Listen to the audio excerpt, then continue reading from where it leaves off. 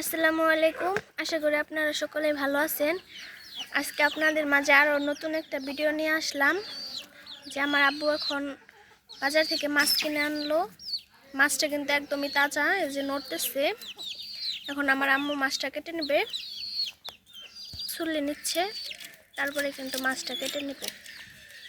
যে মাছটা কিন্তু ছুলানো হয়ে গেছে, এখন ওই যে পানি দিয়ে ধুয়ে নিয়েছে, এখন কেটে নিচ্ছে মাছটা।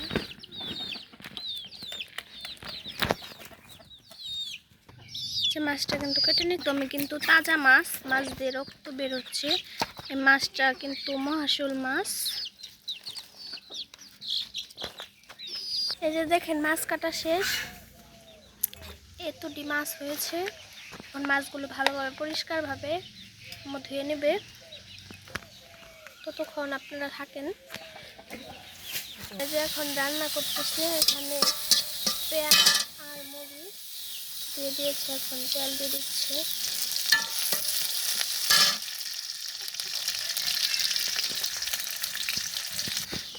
লবণ দিয়ে দিয়েছে এখানে, এখন আম্মু গুঁড়ো মশলাগুলো দিয়ে দিচ্ছে। এখানে দিয়ে দিল শুকনো মরিচের গুঁড়ো,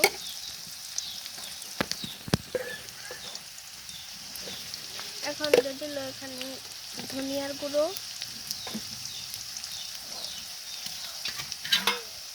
এখন একটু সামান্য পানি দিয়ে দিবে, না হলে গুঁড়ো মশলাগুলো পুড়ে যাবে।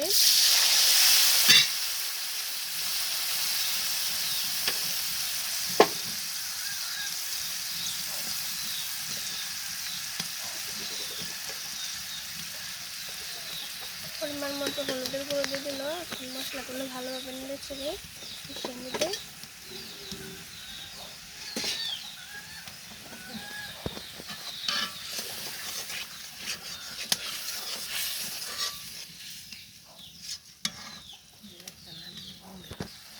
এখন এখানে আদা বাটা আর জিরা বাটা দিয়ে দিল।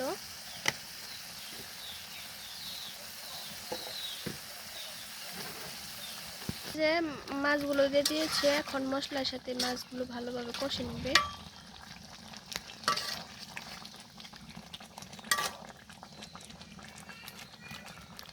এখন ঢাকনাটা ঢেকে দিবে। 5 থেকে 10 মিনিট পর আবারও ফিরে আসছি। এই যে দেখেন এখন মাছগুলো হালকা একটু উল্টে নিচ্ছে, তারপরে ওই যে মাছগুলো নরম, সেজন্য ভেঙে যাবে, সেজন্য আলতোভাবে করতে হবে। মাছ কিন্তু কষানো হয়ে গেছে, এখন হালকা একটু সোড়া দিয়ে দিচ্ছে।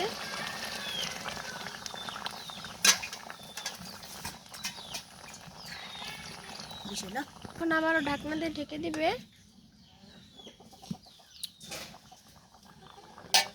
দেখেন আবারও ঢাকনা খুলে দেখে নিচ্ছি, যে সোড়া কিন্তু আর একটু কমবে, একদম ভুনা ভুনা করবে। তো আমার আম্মুর মাছ রান্নার ভুনাটা কিন্তু অনেক মজা হয়। আম্মু এভাবে কষিয়ে রান্না করে। দেখতে থাকুন, রান্না কিন্তু শেষ। তো আপনাদেরকে পুরো ভিডিওটি দেখার অনুরোধ রইল। সবাই খুব ভালো থাকবেন, সুস্থ থাকবেন। ধন্যবাদ সবাইকে।